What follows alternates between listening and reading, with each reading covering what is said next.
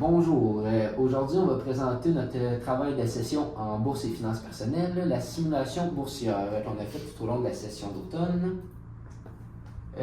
Notre équipe est composée de moi, Anthony Chabot, ainsi que Alexandre Gay.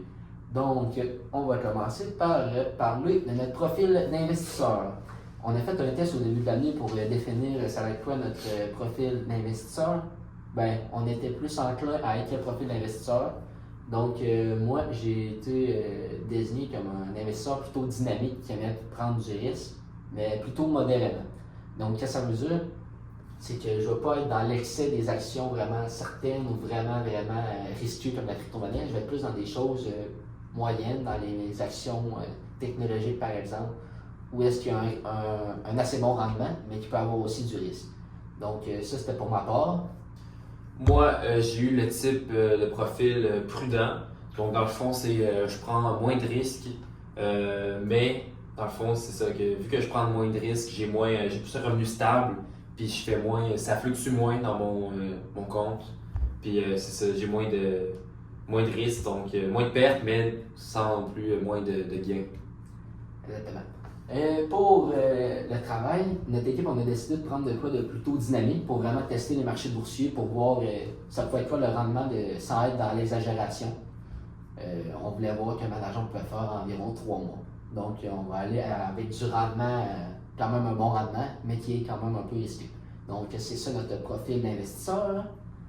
Notre stratégie d'investissement, on est allé avec des secteurs d'activité qui sont diversifiés pour être sûr de ne pas avoir un gros crash dans notre portefeuille parce qu'on a vu en classe que c'était bien d'investir dans plusieurs secteurs d'activité. Donc, on est allé avec différents, comme celui de la technologie qui est d'actualité un peu avec toutes les innovations qu'on a de nos jours avec les téléphones, l'intelligence artificielle, les ordinateurs, etc. La technologie est vraiment un secteur qu'on voulait expérimenter, voir le rendement dans celui-ci. On a été investir dans lui de la finance aussi, qui est un des plus grands au Canada pour les investissements. On a investi dans les services de communication comme Meta, les réseaux sociaux et les applications comme ça, les services de communication qui est un secteur en bourse. Aussi, on a décidé d'investir dans un sous-secteur de la technologie. Les semi-conducteurs, ça comporte notamment Intel ou Nvidia, les pièces qui servent à créer l'intelligence artificielle ou qui servent aussi à créer les ordinateurs ou les choses comme ça. Surtout que les ordinateurs, mettons, il y a le petit collant Intel, c'est les pièces qui vont là-dedans. Exactement. Et on a décidé d'investir dans quelque chose qu'on connaissait peut-être un peu moins, beaucoup moins, moi je dirais, des compagnies qu'on ne connaît pas tant, celui de la santé, parce qu'on a vu qu'il faut avoir des innovations dans le secteur de la santé qui pouvaient vraiment nous donner un bon rendement.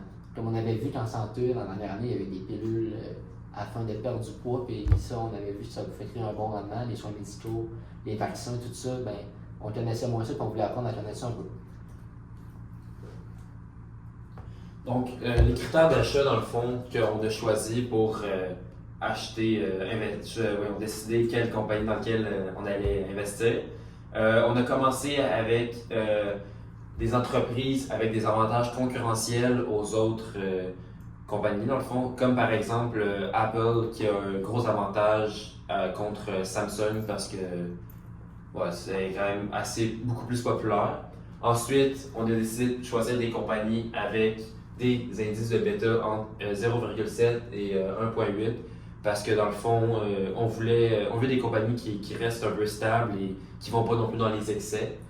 Ensuite, il faut que la compagnie elle ait augmenté de prix, l'action elle ait augmenté de prix dans les 5 dernières années parce que dans le fond, c'est si on veut une compagnie qui descend pas, en tout cas. Ensuite, il fallait que le ROI soit au moins de 10% dans les 12 derniers mois. Parce que dans le fond, le ROI nous permet de quantifier la valeur des bénéfices générés par l'entreprise. Je dirais que revenir sur l'augmentation du prix de l'action dans les 5 dernières années, c'est pour éviter d'investir dans une entreprise qui a peut-être stagné ou littéralement régressé. On veut une entreprise qui est plus sur la pente montante, qui n'a pas encore atteint son maximum peut-être, ou qui l'a atteint, mais on ne veut pas quelque chose qui va descendre comme Lyon électrique, par exemple. Ensuite, le résumé de nos transactions. Et on a commencé par investir justement dans Apple à cause qu'elle a un grand avantage concurrentiel aux autres compagnies de téléphone et aussi parce que c'est l'une des compagnies à laquelle on pense en premier quand on va en bourse. Ensuite, on a investi dans Meta parce qu'elle avait un bêta de 1,21, ce qui est juste parfait pour nous parce qu'on voulait qu'il soit entre 0,7 et 1,8. Donc, il reste quand même assez stable et juste. Ensuite, choisi Cisco parce qu'elle a monté de prix depuis les 5 dernières années. Elle a commencé à 43 $ au prix de l'action et maintenant elle est rendue à 59 $. Ensuite, on a choisi PayPal parce qu'elle a un ROI de plus de 10%, qui est à 14%. Ensuite, Nvidia parce que justement la compagnie elle a grandi très rapidement et elle a pris beaucoup de popularité depuis ces derniers temps.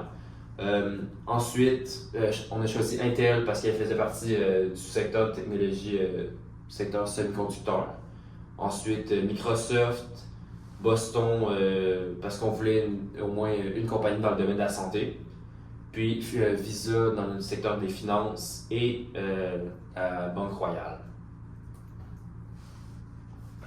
De performance du portefeuille, notre rendement total, on a réussi à faire presque 11 000 $, donc 10 900 $. Et puis nos meilleurs coups, donc les compagnies qui nous ont le plus aidé, on a eu Cisco qui nous a donné un rendement de 16%. Ensuite, Nvidia avec un gros rendement de 24%. Ensuite, on a eu Meta à 13%. Puis nos mauvais coups, eux qui ont moins bien marché, on a Intel qui est à moins 2%. Et puis Microsoft avec 0,67%. Donc, pour la conclusion de notre simulation boursière, les choses qu'on a apprises en utilisant Investopedia, si je me suis rendu compte que le rendement des actions pouvait être vraiment intéressant comparé au rendement de la caisse ou de la banque qui peut nous proposer, mettons, en gelant notre argent sur un an, à 5% par exemple. C'est sûr que c'est quelque chose de vraiment certain qu'à la fin de l'année, on va avoir ça. Mais je me rends compte qu'avec les marchés boursiers, on a vu des grosses progressions comme Nvidia à 24%, c'est rien de comparable. Puis ça, c'est en 3 mois, c'est rien de comparable avec ce qu'une caisse ou une banque peut nous conseiller. Fait que ça nous a fait rendre compte que c'était vraiment intéressant les marchés boursiers pour ça, parce qu'en plus, c'est nous qui décident d'investir dans des compagnies qu'on aime. Par exemple, Apple, tu sais, beaucoup de gens ont des téléphones comme ça, tout le monde connaît ça. Puis on voit que, mettons, dans la dernière année, ça avait fait des 20-30%, mais on trouve ça intéressant parce que Apple ne va pas s'écrouler demain matin. Là. Fait qu'on se rend compte que c'est sûr que tu as une prise de risque, mais si tout le marché boursier s'effondre, ben tu sais, tout le monde, ça va cracher. Tu sais, toutes les caisses, il va y avoir des faillites et tout. Fait que tu te rends compte que le risque est là, mais le rendement est beaucoup plus présent que si tu fais de quoi de certain avec la caisse. Donc c'est vraiment quelque chose qu'on a remarqué, c'est vraiment le rapport rendement est beaucoup plus intéressant que dans une caisse ou une banque. Ensuite, on a vu que les techniques de diversification, ça aidait vraiment à stabiliser notre rendement, à prendre moins de risques inutiles.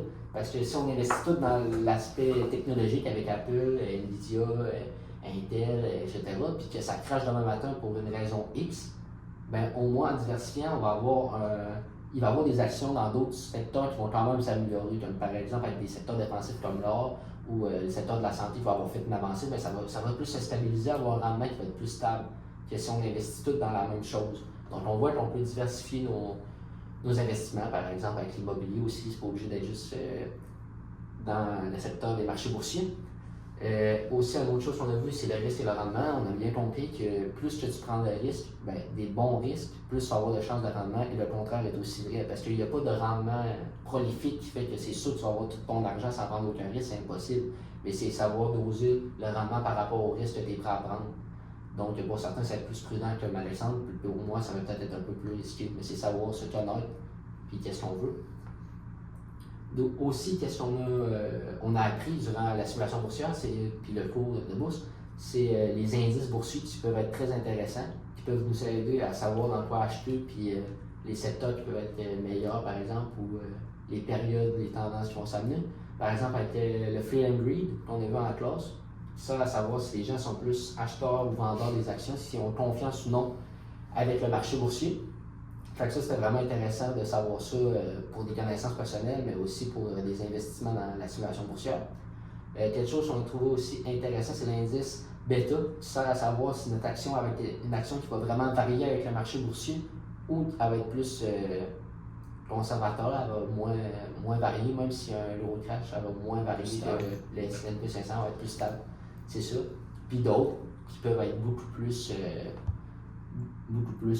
fluctuantes, on pourrait dire. Par exemple, avec Tesla qui peut atteindre des montées de 40% en 5 jours, comme après les élections, mais qui vont dropper aussi beaucoup par d'autres moments. Et un dernier point que j'aimerais amener qu'on a appris durant la simulation boursière, c'est faire des analyses techniques et fondamentales, parce que j'avais peut-être pas tant confiance avec l'analyse technique. Vraiment, je pensais peut-être que c'était pas très conseillé, mais là, vu qu'on en a parlé dans le cours, j'ai compris que c'était pas juste, mettons, des TikTokers qui pouvaient faire expliquer ça vite, ça c'est pas trop confiant, mais au moins c'est basé sur quelque chose de vrai. Faire de l'analyse technique, ça peut marcher, même si c'est plus risqué peut-être que faire de l'analyse fondamentale, qui est une autre analyse qu'on a appris durant le cours, qui est vraiment intéressante. Donc, c'est ça qu'on a appris durant notre simulation boursière. Merci de nous avoir écoutés et une bonne fin de session.